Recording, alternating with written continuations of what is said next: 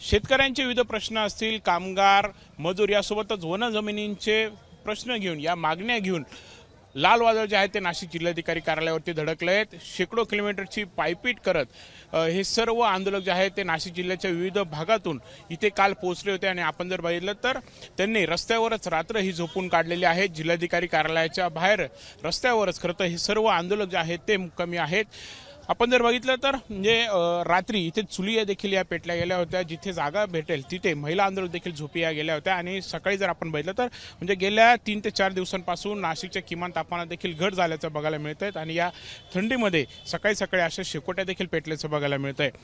मामा कुठले तुम्ही? पेटून आलो। काय रात्र आता कशी होती, झोप लागली काय?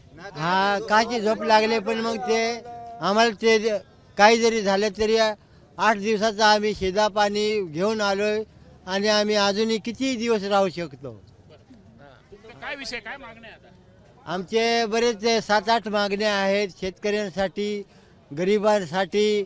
सगळेच आमचे पोटाचे प्रश्न आहेत, ते होऊन नाही राहिले। आमचे जमिनींचे प्रश्न आहेत, त्याचे सातबारे होऊन नाही राहिले, त्याच्यामुळं आमच्या बऱ्याच अडचणी आहेत। असे अनेक मागण्या घेऊन ते इथे येऊन पोहोचलेले आहेत। काका तुम्ही कुठले, पेटचेच का सगळे? तुमचा काय विषय आहे, का आले इथे? आमचे काय विषय आता हे असे ना, आम्हाला 7-12 मिळाला नाही किंवा एकूणदा आम्हाला बाकी लोकांच्या निराधारी व्यवस्थित आम्हाला टायमावर अन्न पाणी मिळत नाही। इथे किती दिवस थांबणार? मागण्या होईल का?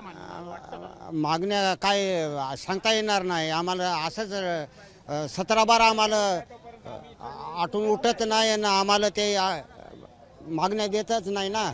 किती वेळा आम्ही इथे येऊन थांबलो तरी आम्हाला काहीच निर्णय लागला नाही। आता आज बैठक देखील आहे सरकार सोबत, वाटतं का होईल मागण्या मान्य? नाही वाटत। असा किती वेळा आम्हाला फसवून घेतलंय सरकारने।